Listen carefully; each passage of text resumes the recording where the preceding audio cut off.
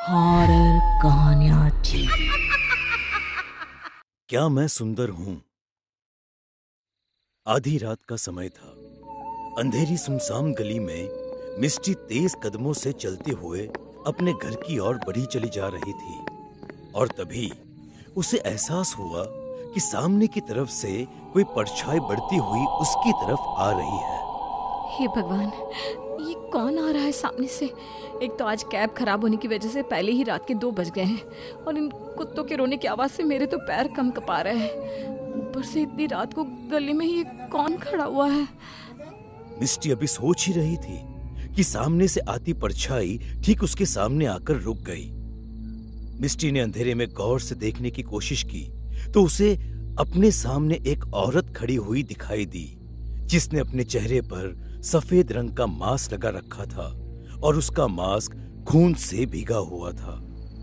मिस्टी, कौन है? मेरा नाम कैसे जानती हो तुम? मिस्टी, क्या मैं सुंदर हूँ? ये कैसा सवाल है? हाँ बिल्कुल, तुम बहुत सुंदर हो। क्या कहा? मैं सुंदर हूँ? ये देखो मेरा चेहरा, अब बोल, क्या मैं सुंदर हूँ? जैसे ही उस औरत ने अपना खून से सना मास्क हटाया, उसके चेहरे की हालत देखकर मिस्टी की रगों में मानो कि खून जमने लगा। उस औरत का चेहरा होठों के पास से जबड़े तक फटा हुआ था। ऐसा लग रहा था कि किसी ने छुरे से उसके चेहरे के 2 टुकड़े कर दिए हैं। उसका भयानक चेहरा देखकर मिस्टी के मुंह से एक जोरदार चीख निकल गई। मैं बहुत सुंदर हूं ना? अब तुझे भी मेरे जैसा सुंदर बनना होगा। डर से कांपते हुए मिस्टी ने सामने खड़ी औरत की ओर देखा। उसके चेहरे से खून और मांस के टुकड़े लटक रहे थे। अगले ही पल वो औरत बिजली की तेजी से मिस्टी के नजदीक आ गई। उसने एक धारदार चाकू से मिस्टी के चेहरे पर वार कर दिया और उसके चेहरे को मुंह के पास से जबड़े तक काट कर बिल्कुल अपने जैसा बना दिया। मिस्टी के चेहरे को चाकू से गोदने के बाद भी उसका गुस्सा शांत नहीं हुआ था और इसीलिए उसने दर्द से कहराती हुई मिस्टी के सीने पर चाकू से एक के बाद एक वार करती गई। कुछ पल तक दर्द से राहत कराने के बाद मिस्टी की आंखें बंद हो गई। अपना गुस्सा निकालने के बाद वो औरत अपना मास्क पहनकर एक बार फिर अंधेरे में गायब हो जाती है। अगले दिन सुबह पुलिस को मिस्टी की कटी फटी लाश बरामद होती है तो हर तरफ सनसनी फैल जाती है। मिस्टी की मौत के कुछ दिन बाद गणेश नाम का एक व्यक्ति उस गली में ही मकान किराए पर ले लेता है। शाम के समय, अरे भाई जी, अरे 8 बजने वाले हैं। 8 बजे के बाद कोई सामान नहीं मिलेगा। जिसको जो सामान लेना है जल्दी से लेकर यहाँ से चले जाओ। अरे भाई साहब क्या बात है? आप सभी इतने डरे हुए क्यों हैं? आपको दुकान बंद करने की इतनी जल्दी क्यों है? अरे भाई जी, लगता है मोहल्ले में नए नए आए हैं आप।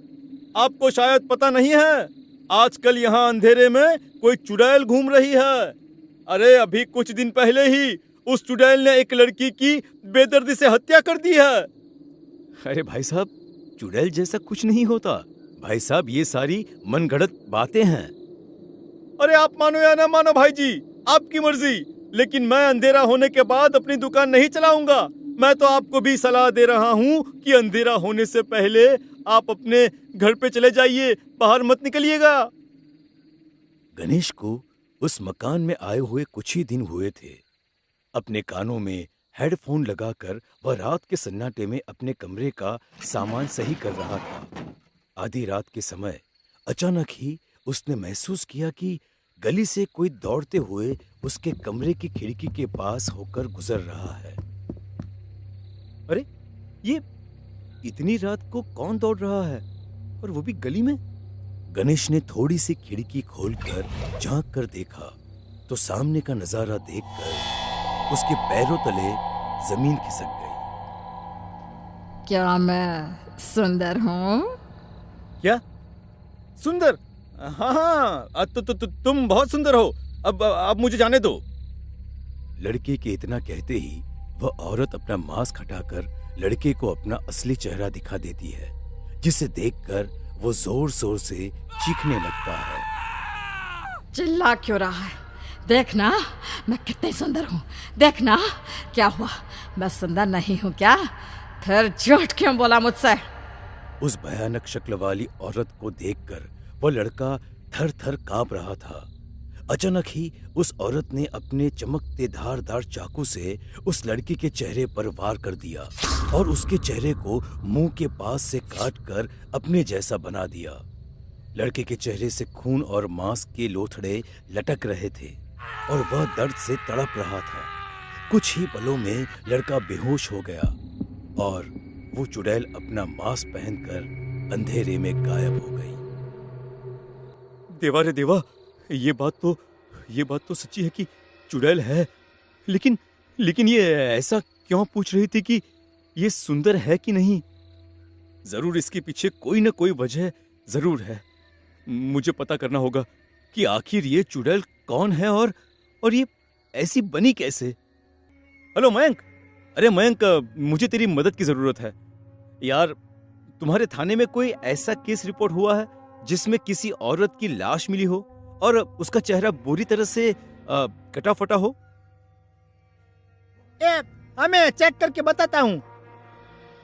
मयंक कुछ देर तक फाइलें चेक करता है और फिर उसके बाद गणेश को फोन करता है।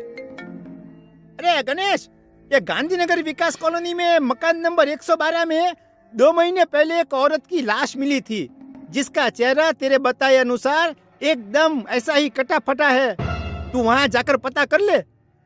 एड्रेस नोट करने के बाद अगले दिन गणेश विकास कॉलोनी पहुंच जाता है।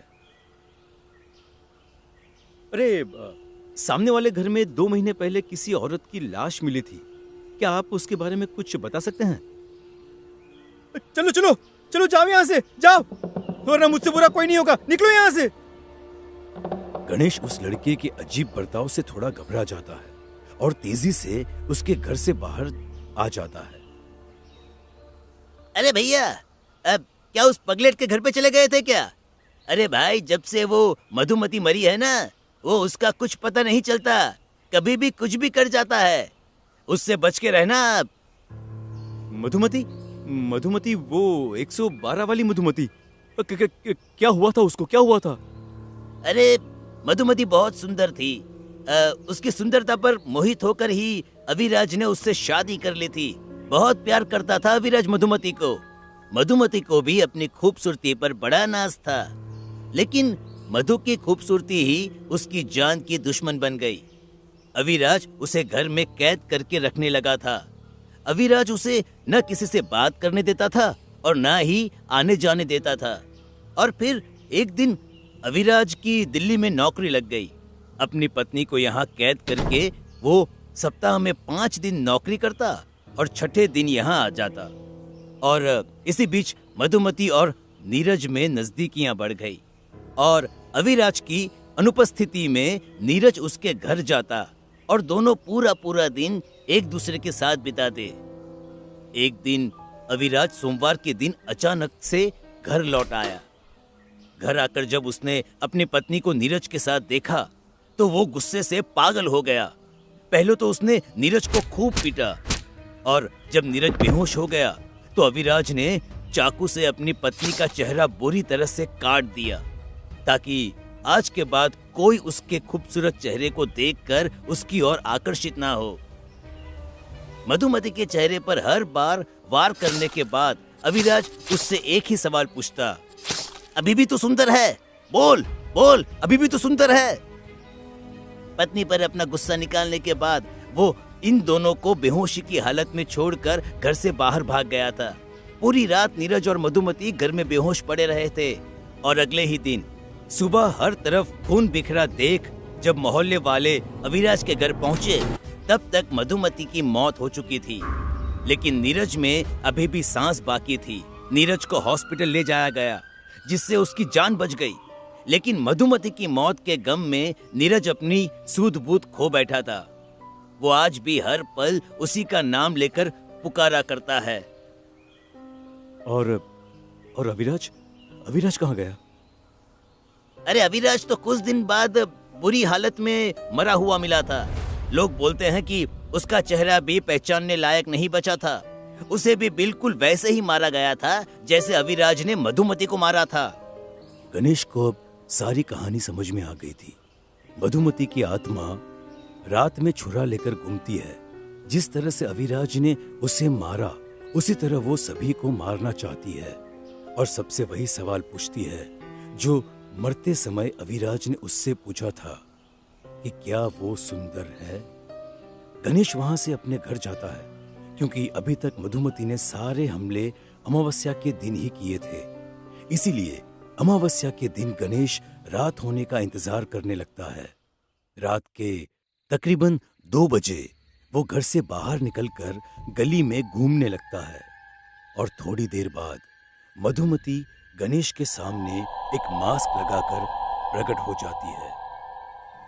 क्या मैं सुंदर हूँ? हाँ, तुम बहुत सुंदर हो। क्या कहा? मैं तुम्हें सुंदर लगती हूँ? इतना कहकर मधुमती अपना मास्क उतारकर दूर फेंक देती है और भयानक आवाज में चीखने लगती है। मधुमती के कटे चेहरे से खून टपक रहा था, जिसे देखकर गणेश का डर के मारे खून जमने लगा था। क्या मैं सुंदर हूँ? हाँ हाँ, तुम बहुत सुंदर हो। गणेश की बात सुनकर मधुमती चाकू से उसके चेहरे पर वार कर देती है। क्या मैं सुंदर हूँ? नीरज की नजर से देखो तो तुम आज भी सुंदर हो। वो तुमसे बहुत प्यार करता है मधुमती। तुम सच में तुम बहुत खूबसूरत हो। नीरज का नाम सुनकर मधुमती कानों पर हाथ रखकर चीखने लगती है। बस करो, बस करो। तुम सब मर्द बस औरत के खूबसूरत चेहरे से प्यार करते हो। सबके सब धोखेबाज और मक्कार हो। इतना कहकर मधुमती चाकू लेकर एक बार फिर गणेश की ओर बढ़ने लगती है। मधु मत मारो उसे, मत मारो। मैं तुमसे बहुत प्यार करता हूँ मधु। मेरी नजर से देखो तो तुम आज भी बहुत खूबसूरत हो। तुम मुझे अकेला छोड़कर क्यों चली गई मधु? मुझे भी अपने साथ ले चलो, अपने साथ ले चलो मधु। किसी को नहीं छोड़ूंगी, सबको मार दूंगी। मधुमती चाकू लेकर गणेश के सीने में घोंपने की कोशिश करती है और तभी नीरज गणेश के सामने आ जाता है और चाकू नीरज को लग जाता है। अब बस करो मधु, बस करो। मैं तुम्हारे साथ चलने के लिए तैयार हूं। अब तुम किसी को भी नहीं मारोगी, किसी को नहीं। मैंने अपना प्यार साबित कर दिया है मधु। तुम बहुत खूबसूरत हो, बहुत खूबसूरत हो। नीरज की बात सुनकर मधुमती धुएं का बवंडर बनकर वहां से गायब हो जाती है। गणेश नीरज को अस्पताल ले जाता है, जहां पर उसकी जान बच जाती है। कहते हैं उस दिन के बाद मधुमती ने फिर कभी भी किसी से भी ये नहीं पूछा क्या मैं सुंदर हूं।